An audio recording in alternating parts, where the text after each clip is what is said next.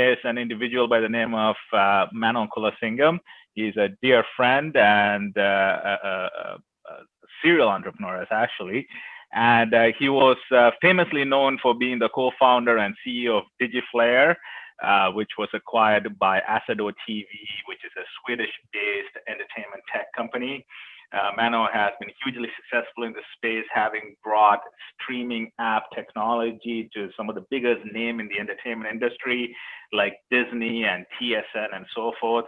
So it's going to be quite exciting to hear from him how he went from building a small streaming app in Toronto to becoming the choice for streaming technology for the big guys like Disney and TSN and so forth. So none other than Mano Kulasingam. Mano, over to you, sir.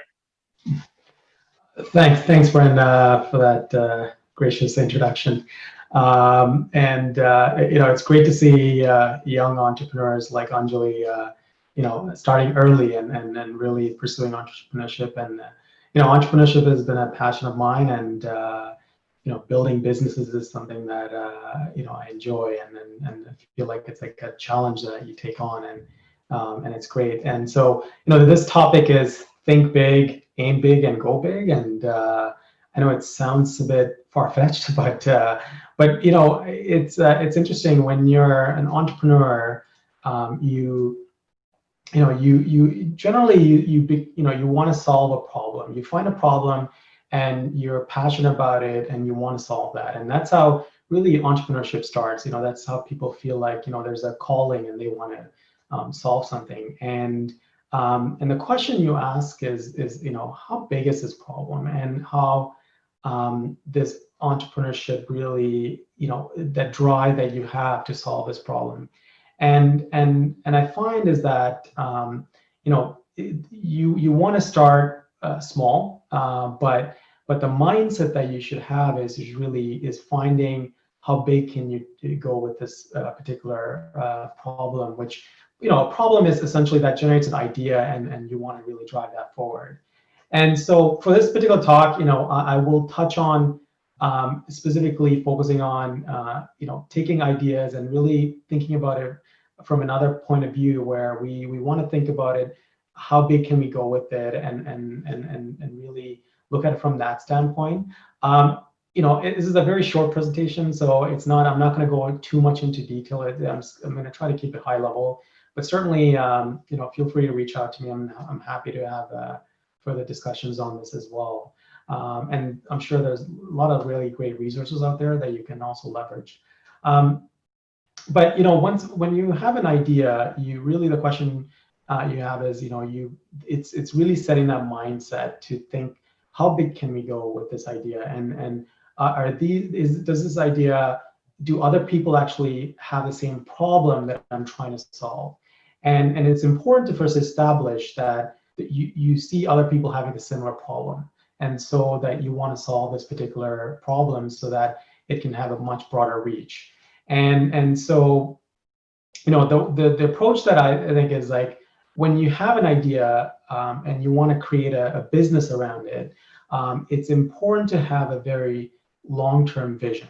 We generally tend to sometimes focus on like, let me take this idea and really create a solution. I'll go to market and I'll get some customers, and that's sort of like you're in that process of like getting this solution out there. But it's important to actually think about the idea and having a long-term vision. How can you take this idea and look at it? And then I did that when, as Brent mentioned, I co-founded a company called DigiFlare, and we were in the process of solving video streaming technology. And we were lucky. We were in the cusp of like video becoming delivered through IP, which is through the internet, and you have a behemoth like Netflix that was picking up wave, and so we were able to kind of ride that wave and being able to kind of take that opportunity and run with it. But for us who are starting in Canada and having small customers, to being able to work with the likes of Disney, you have to have that mindset, and you have to think that you can get there. And so that's why I feel like having a long-term vision is a very important thing. And you know, when you look at example and you take let's take an example as Amazon as an example, right? Amazon's vision is to be Earth's most customer-centric company, where customers can find and discover anything they might want to buy online, right? That was the vision that was casted. But when they started, they just sold books, right? But they had that long-term vision that that's where they wanted to go. And so you start small, but have a long-term vision on what you want to achieve. And so having that long-term vision is what's going to drive you forward.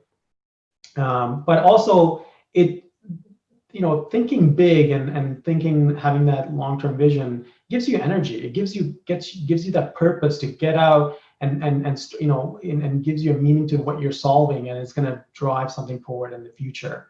And also, as you're doing that, you're going to be very creative in solving that problem. And this is where innovation happens, where when you're thinking big and you're challenging yourself and you're pushing yourself, that's where innovation happens, and you really drive the needle forward. And so really, I wanted to give probably a guide to help with this, and I'm going to provide a very high-level guide. Like I said, I don't want to take up too much time here, but I think it's important that this is a guide that I'm providing, but by no means is the perfect guide for it. But I will break this up into 3 steps really. When you're thinking big and you want to really take something forward, it's really about strategy, execution, and perseverance. Those are the 3 things that come to my mind, and that's kind of how I look at things when I'm trying to approach taking a problem and solving it and thinking long term. And so when we think about strategy, it's going back to it. You have to look forward, have a long-term vision. It's not, when you think about long-term vision, it's not about 2-5 years. We're talking about 10, 20 years. That level of long-term thinking is going to really help you figure out where you see your idea transforming and into the future. And that gives you also excitement that's where you want to end up in. And you want to avoid having a bit reactive thinking and short-term planning. That's not going to help you achieve that, the big thinking mentality. You also want to have, based on that long-term vision, you want to create a plan that you create from, hey, if I'm going to be here, the idea is going to be here in 10, 20 years, I'm going to work backwards and figure out key milestones that you need to hit in order to achieve that long-term vision, and really being meticulous on defining that. And then once you have that, you want to be able to revisit and look at that frequently to see how you're progressing. And so that helps. Having that strategy is going to really help you think about the idea in a big way, and really achieve that overall long term. The next one is about execution, and this is a really key one for me. Once you have a plan, it's really about that ruthless execution, and that's what it comes down to. I find a lot of entrepreneurs over-index on the idea, and to be honest, there's ideas a dime a dozen, but it's really what sets a successful company from another is really about their deep focus on execution. They have a plan, they know exactly what to do, and they're just relentless about that execution. And that's what really is about. And that's why you see a lot of successful company. And when you see these big companies, it's not just like they had the idea.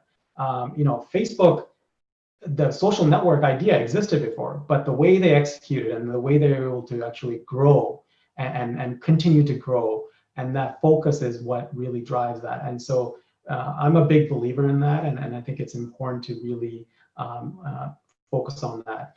The other area that I think it's important as part of the execution is to understand, have a good self-awareness. The strengths and the weaknesses of you and your team is very key, and you really want to fill those gaps where you have those weaknesses with some strong team members.